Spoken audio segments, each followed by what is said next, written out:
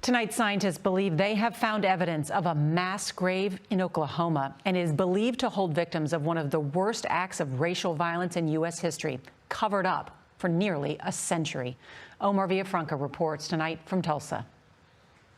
105-year-old Lassa Randall is one of the last known living survivors of the Tulsa Race Massacre. She told Vernon AME church pastor Robert Turner she remembers seeing the bodies. You see how you saw people on the ground and stuff? Yeah, so quiet a bit over there. Oh, how old I am here. 105. Describe what this area looked like after the massacre. It looked like an atomic bomb went off. In 1921, a young black man was accused of assaulting a white teenage girl. A white mob torched roughly 35 blocks of homes and businesses. It's estimated that as many as 300 black residents were killed. Along the fence line. 99 years later, it's still not known where all the bodies were buried. Last night, a possible clue was discovered. A committee commissioned by the city to look for mass graves found a 30 by 25-foot pit that could hold close to 100 victims.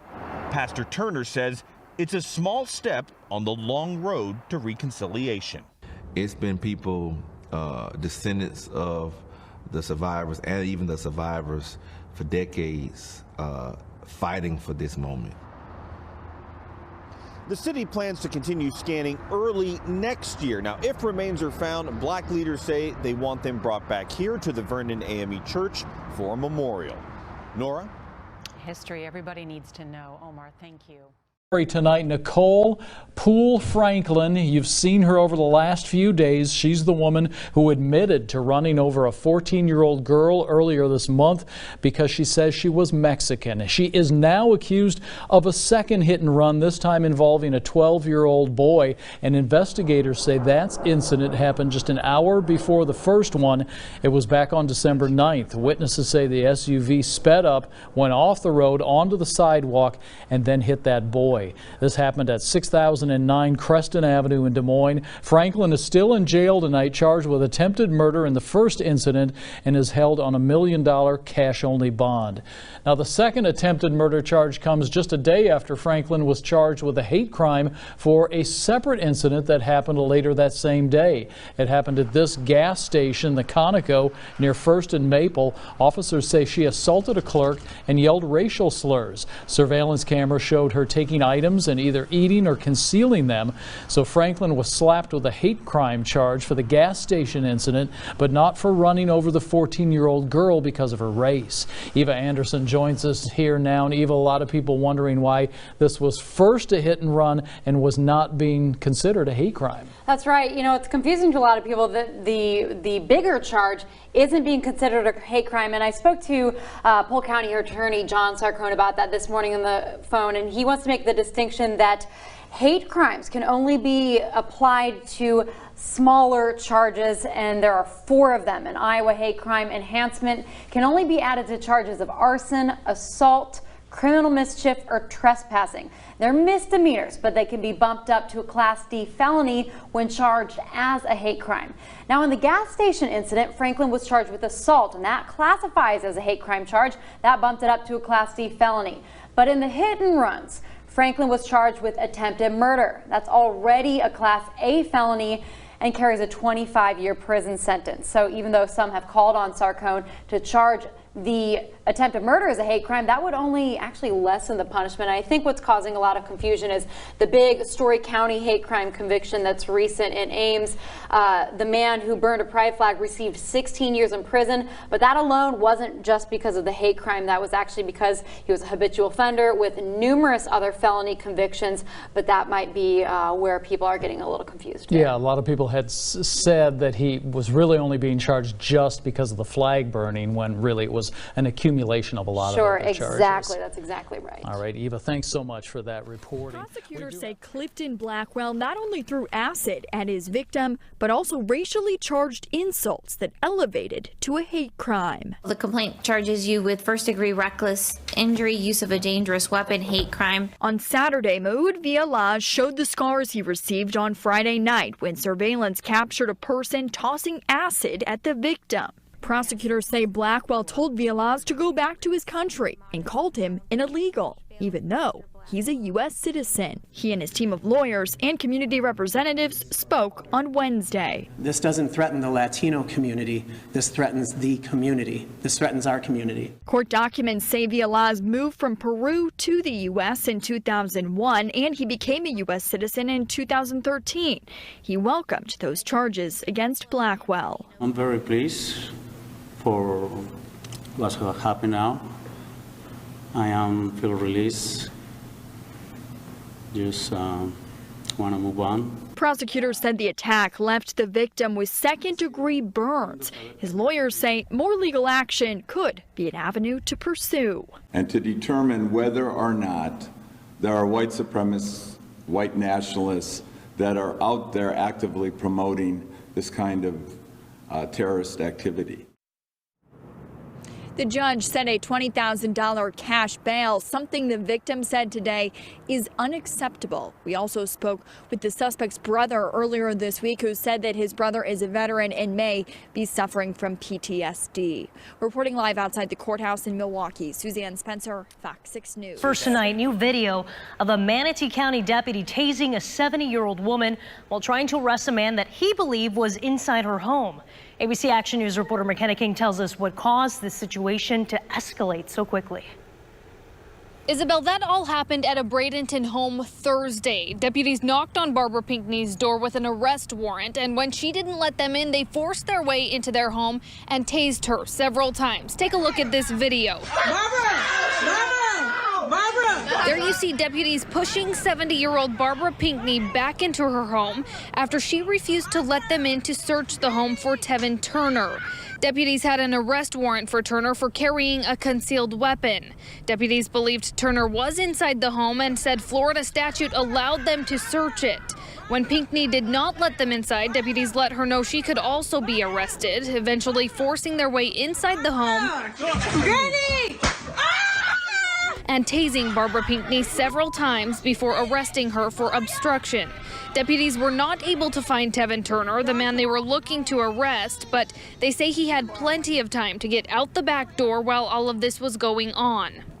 We reached out to the Manatee County Sheriff's Office today and they declined to comment. In Bradenton, McKenna King, ABC Action News. For what? Because I told you to. You haven't have a reason, sir. You didn't pull me over. But you didn't pull me over. Get the license out, or I'll hit for a backup, and I'll take you out of the car. Get your driver's license. Call your supervisor, sir. Get your driver's license out right now. Call your supervisor.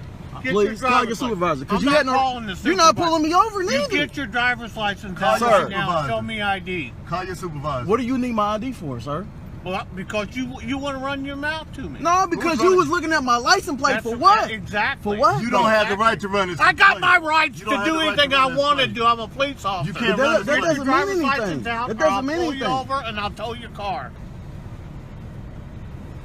You see, he said. Driver's license out. So he's not getting a supervisor. We requested a supervisor. I don't mind showing you my driver's license, but what is your reason that you're asking? Because. Why?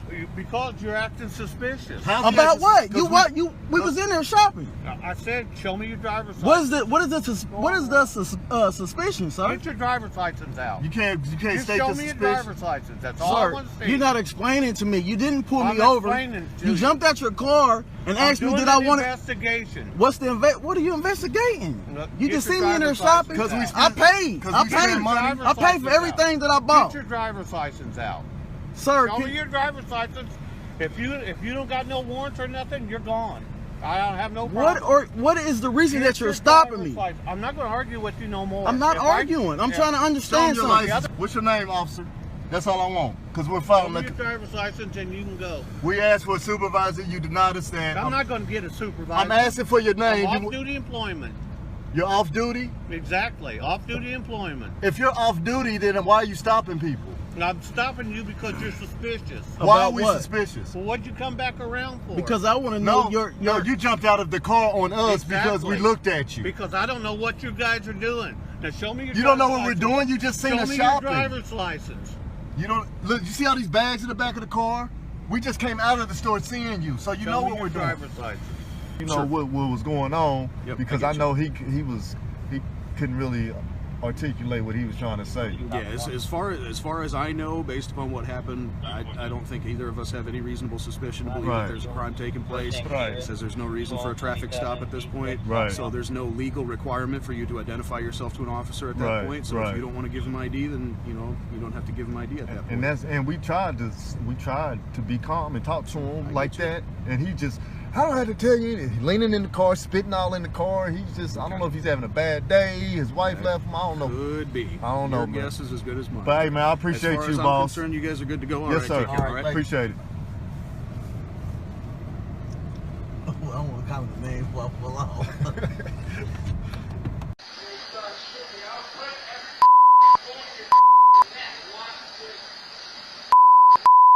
This is the NYPD officer who admits to using that racist language while breaking into the family's home at 2:30 one morning in July of last year. 26-year-old officer Michael Reynolds said in court that he'd had way too much to drink before committing the crime in Nashville, Tennessee, where he was visiting for a bachelor party weekend. He was charged with assault and aggravated burglary, a felony. He eventually pled no contest to the lesser charges of aggravated criminal trespassing and assault and was convicted earlier this month. Conise Halliburton and her children were the victims. When you can do something like that, you can go to another state and you can commit a crime and you're a police officer, what are you doing in New York? Officer Reynolds is still on the job here despite a conviction in a racist attack. If it were anybody else in any other profession, they would have lost their job. If he gets a chance to keep his job, it stains the whole force everywhere. In 1 week, more than 11,000 people have signed a petition calling for Reynolds to be fired. The NYPD said in a statement that Officer Reynolds' current duty status is modified. The incident is under internal review. A criminologist and former NYPD lieutenant explains what that means. The Constitution allows us to contradict any evidence that's brought against us. That same holds true with civil service law. James Ford, Pix 11 News. A Homer Glen woman is now charged with a hate crime after a fight outside a banquet hall. Sarah Benane is accused of punching and yelling racial slurs at an African-American woman. The Will County Sheriff's Office says she also hit a deputy before being arrested. Her boyfriend, Lucas Harnick, was also charged with resisting arrest. This story is absurd. Oh my goodness. So I just want to say that this story is completely emblematic of just the clown justice system that we have right now. If you haven't heard the story, we have this man, a black man, Willie Nash, age 39, who is in jail for a misdemeanor charge in Mississippi jail. Now, for those of you who are a little iffy on me mentioning that he's a black man, this is Mississippi. I've been to Mississippi. Didn't have a good experience. I think it's a little relevant. So while in jail, he asks the jailer if he has any juice and slides his cell phone to the jailer. Jailer goes to the sheriff and like, yo, this dude has a cell phone. Willie, we'll say Nash gave the jailer the password to the phone. Now, of course, I'm sure they asked Nash, like, yo, is this your phone? Nash denies, right? But, you know, he'd already given the password to the jailer. They find, you know, pictures of him and that he had texted his wife that, you know, he was in jail. His wife said, where are you at? And he responds, in jail. Now, this leads us to the sentencing because the judge sentenced this man to 12 years. That's correct. 12 years for having a cell phone. Do you hear me? Let me rewind that back to 12 years for having a cell phone. And the judge then goes on to tell him, Nash, that, hey, guess what? You're fortunate, all right? You're fortunate that you only got 12 years. Because you have prior convictions, he had prior burglary convictions, he could have been charged as an habitual offender. Now, as an habitual offender, he would have gotten 15. Okay, 15 years, max, always. Now, the judge had the leniency, the discretion to give, if the sentencing was anywhere from 3 to 15, gave him 12. Now, I already know what you're saying. I can hear it already. But Lucas, why are you defending him? He's a criminal.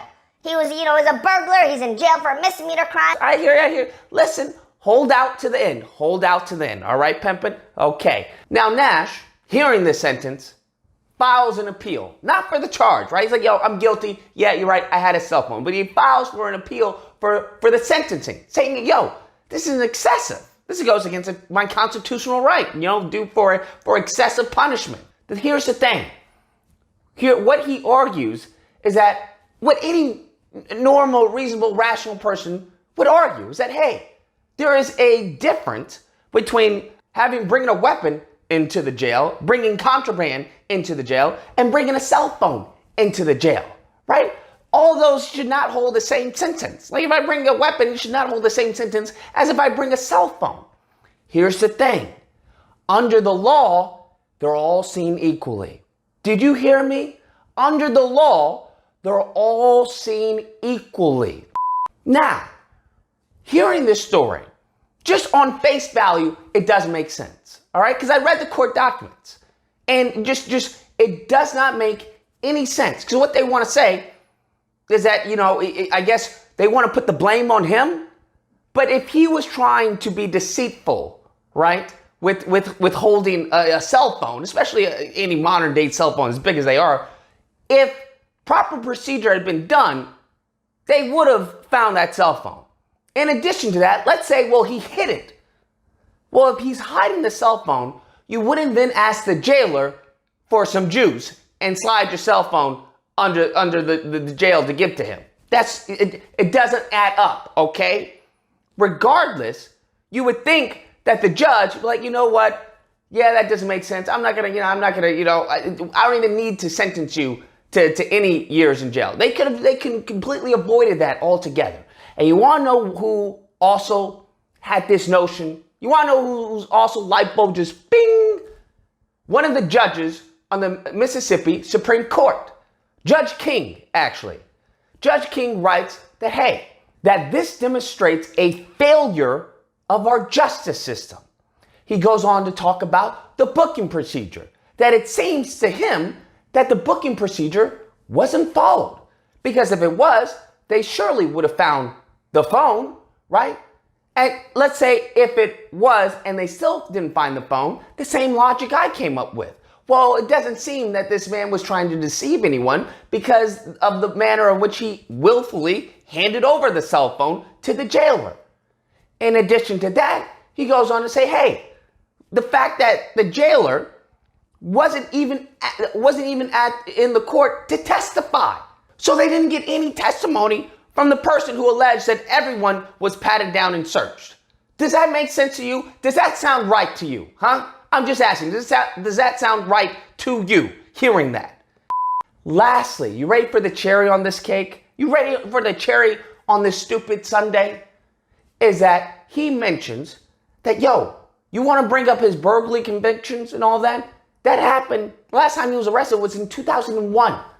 So he says that, yo, this man has been trying to live his life, do the right thing for over 8 to 10 years. 8 to 10 years. That's why I don't want to hear when people say, well, he's a criminal. He has a history. He has a, no. Because many times you get in the system and it's hard to get out.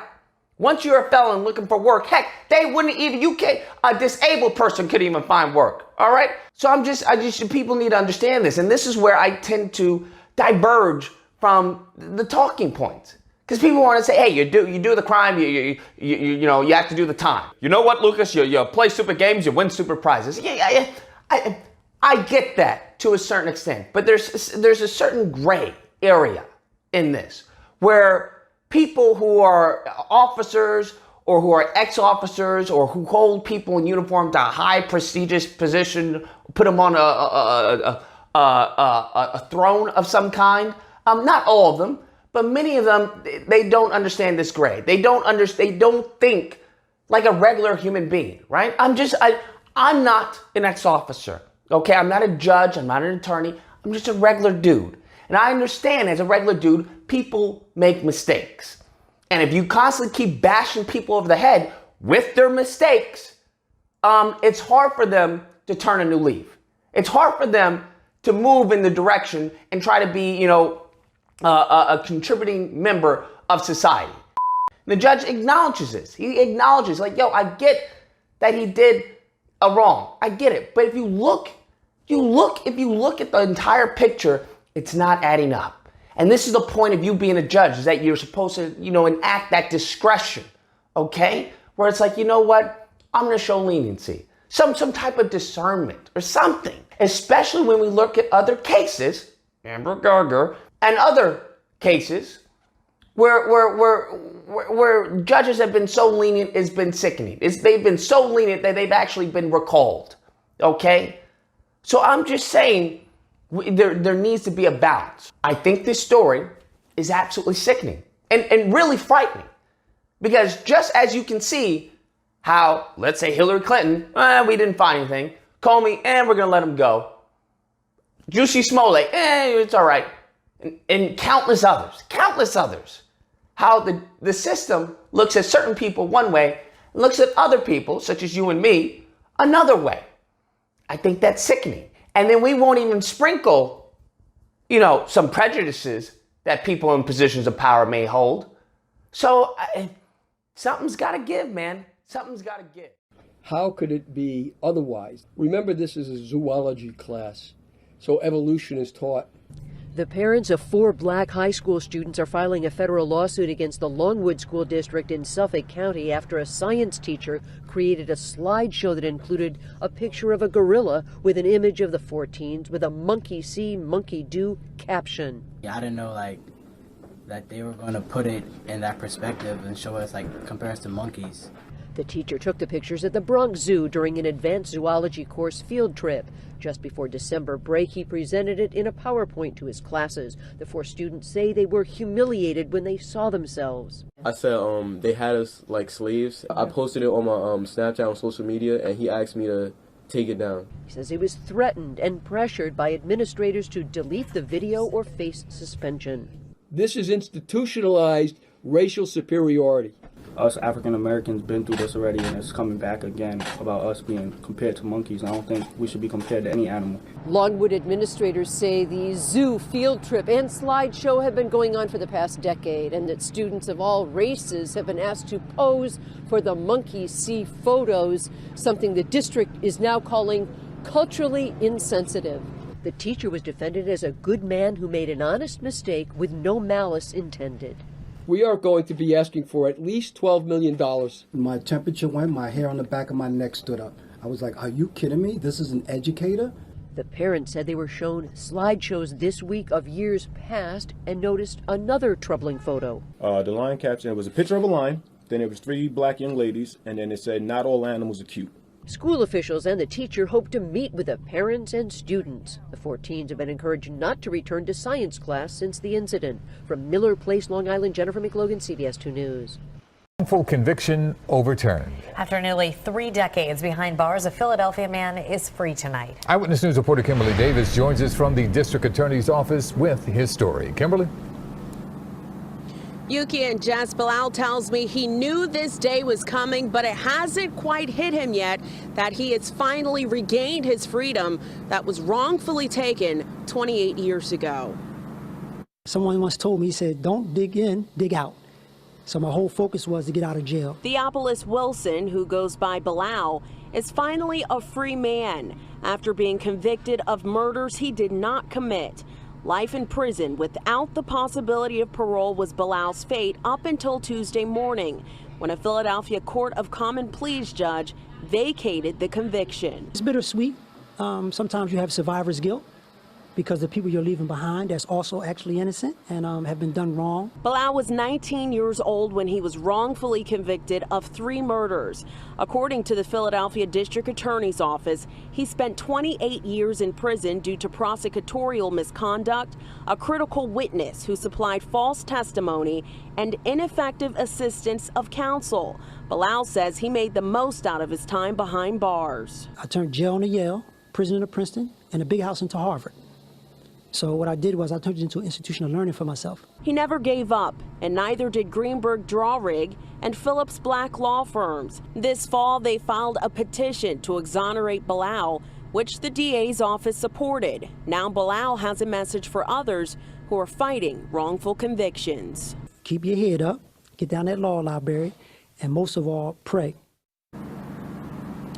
District Attorney Larry Krasner released a statement earlier today, reading in part, this office determined that the 1992 conviction of Mr. Wilson for the 1989 murders of Kevin Anderson, Gavin Anderson, and Otis Reynolds lacked integrity. Now, while Bilal was incarcerated, he developed a passion for law. His former attorney with Phillips Black Law Firm says she plans to allow Bilal to help her free other wrongfully incarcerated people in the future. We're live outside of the District Attorney's Office of Philadelphia. I'm Kimberly Davis, CBS 3 Eyewitness News. All right, Kimberly, thank you. An effort is underway in Annapolis to fix the way the state compensates the wrongfully convicted. WJZ is live right now. Paul Gessler is outside City Court with why lawmakers say there's a problem and how some propose now fixing it. Paul? Good afternoon, Denise. We met up with Alfred Chestnut and Ransom Watkins today in Annapolis. The last time we saw them, they were walking out of court here with Andrew Stewart back in November, freed after 36 years in prison. The men who spoke in House Room 140 Wednesday served a combined 204 years in prison. There are some things I'll never get back. The exonerees are pushing for reform in the way they are compensated by the state. And all of us, they don't know what kind of people we would ever have been in prison. If we weren't in prison, what we could have done with our lives, what we could have bought for. All of the men were exonerated, freed from crimes they did not commit. It was a shock when the police come to my door and knocked in. Step outside, Mr. Bloodsworth, you're under arrest for first-degree murder. From Kirk Bloodsworth, the nation's first death row inmate, freed in 1993 after DNA testing, to recent exonerees. We put three innocent people on the street with nothing. Ransom Watkins and Alfred Chestnut are two of the three men locked up as teenagers for a murder they did not commit. They were released in November and are now lobbying the General Assembly. We're struggling right now, you know what I mean, trying to fit back into society. Lawmakers listen to their stories as they propose legislation aiming to set and speed up the process of payments, which currently go through the Board of Public Works. All you have to do is listen to those gentlemen and hear what they went through and know that this is something that we have to do. Fix this compensation law and do it one time and get it right. I could never give back the time that was lost, you know, 36 years of my life gone.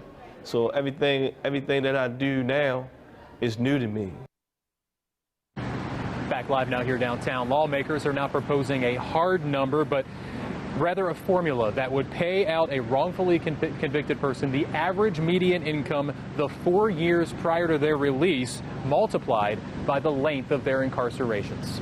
For now, reporting live outside City Court tonight, I'm Paul Gessler for WJZ.